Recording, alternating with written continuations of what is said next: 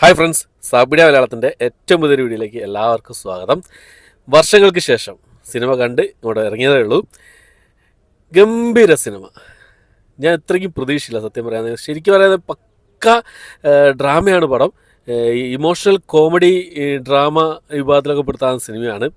ശരിക്കും വിനീത് ശ്രീനിവാസൻ്റെ ഒരു family reunion എന്നൊക്കെ പറയാം. ഫ്രണ്ട്സ് ഫാമിലി റീയൂണിയൻ എന്നൊക്കെ പറയാം ഈ സിനിമയെക്കുറിച്ച്. അത്രയും ഗംഭീരം തന്നെ പറയാം. എനിക്ക് അത്രയും ഇഷ്ടപ്പെട്ടു. ഇൻ്റർവെൽ വരെ പിന്നെ നമ്മുടെ പ്രണവ് മോഹൻലാലും ധ്യാൻ ശ്രീനിവാസനുമാണ് ഇൻ്റർവെൽ വരെ ഉള്ളത്. അവരുടെ അഴിഞ്ഞാട്ടം തന്നെ പറയാം. സത്യം പറയുകയാണെങ്കിൽ ഇൻ്റർവെല്ലിന് ശേഷമാണ് തിയേറ്റർ ഇളകി പറഞ്ഞത് ഇൻ്റർവെല്ലിന് ശേഷമാണ്. ഇൻ്റർവെൽ വരെ പക്കാ ഡ്രാമയാണ്, കോമഡി ഉണ്ട്, പല സ്ഥലത്തും കോമഡികളൊക്കെ ഏറി വരുന്നുണ്ട്. എന്നാലും ഇൻ്റർവെല്ലിന് ശേഷം ഫുൾ എനർജിയായി മാറി ഈ സിനിമ എന്നുള്ളതാണ്. എന്തായാലും തിയേറ്റർ മസ്റ്റ് വാച്ച് മൂവിയാണ്. സ്റ്റാർട്ടിങ്ങിലൊക്കെ നമ്മൾ പലർക്കും ചെറുതായിട്ടൊരു ക്രിഞ്ച് എന്നൊക്കെ പറയല്ലേ, അതുപോലെ സംഭവങ്ങളൊക്കെ ഉണ്ട്. ക്രിഞ്ച് അടിക്കണം എന്നാണല്ലോ വിനീത് ശ്രീനിവാസൻ പറഞ്ഞത്. പക്ക അടിപൊളി സിനിമയ്ക്കുള്ളിലെ സിനിമ എന്ന് പറയാം. ഒരു ഫാമിലി റീയൂണിയൻ. എല്ലാവരും അവരുടെ റോളുകൾ ഗംഭീരമായിട്ട് തന്നെ ചെയ്തിട്ടുണ്ട്. ഇതിൽ കുറേ സർപ്രൈസുകളുണ്ട്. പിന്നെ അതൊന്നും ഞാൻ പറയുന്നില്ല, നിങ്ങൾ സിനിമ തിയേറ്ററിൽ തന്നെ കണ്ട് എക്സ്പീരിയൻസ് ചെയ്ത് നോക്കാം.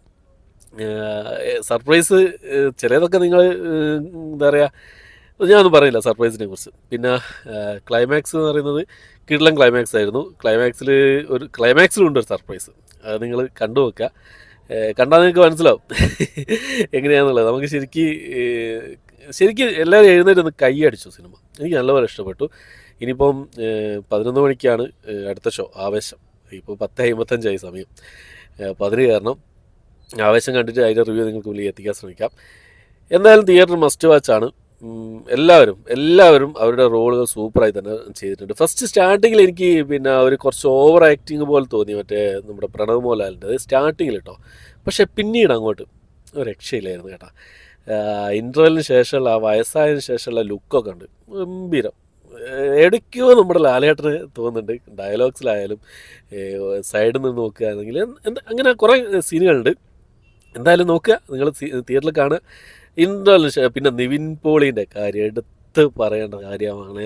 അയ്യടാ, പൊളിച്ചടുക്കി നിവിൻ പോളി പൊളിച്ചടുക്കി.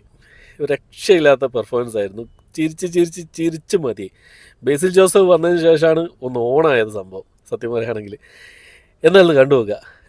പിന്നെ ധ്യാൻ ശ്രീനിവാസിൻ്റെ കാര്യം പ്രത്യേകിച്ച് പറയണ്ട, കിടിലൻ പെർഫോമൻസ് ആയിരുന്നു. നല്ല വേഷങ്ങൾ കിട്ടിയാൽ അദ്ദേഹം പൊളിക്കുന്നുള്ളത് ഈ സിനിമയിൽ കൂടെ നമുക്ക് കാണിച്ചു തന്നിരിക്കുകയാണ്. കണ്ടു നോക്കുക, തിയേറ്ററിൽ തന്നെ കാണുക. തിയേറ്ററിൽ മസ്റ്റ് വാച്ച് മൂവിയാണ്. നല്ലൊരു ഇമോഷണൽ പക്ക ഇമോഷണൽ കോമഡി ഡ്രാമയാണ്. ക്ലൈമാക്സിലും ഇമോഷനൊക്കെ ഉണ്ട് സംഭവം. അത് വേറൊരു സംഭവമാണ്. നിങ്ങൾ കണ്ടു നോക്കുക. ഓക്കെ, അപ്പോൾ ഇത്രയാണ് ഇന്നത്തെ വീഡിയോ. എൻ്റെ വീഡിയോ ഇഷ്ടപ്പെട്ടെങ്കിൽ ലൈക്ക് ചെയ്യാൻ, ഷെയർ ചെയ്യാൻ, സബ്സ്ക്രൈബ് ചെയ്യാനും മറക്കാതിരിക്കുക. എല്ലാവരും തിയേറ്ററിൽ പോയി സിനിമ കണ്ടതിന് ശേഷം നിങ്ങളുടെ അഭിപ്രായങ്ങൾ കമൻറ്റ് ബോക്സിൽ രേഖപ്പെടുത്താൻ ശ്രമിക്കുക. ഓക്കെ, പുതിയൊരു വീഡിയോ ആയിട്ട് വരുന്നവരേക്കും ബൈ.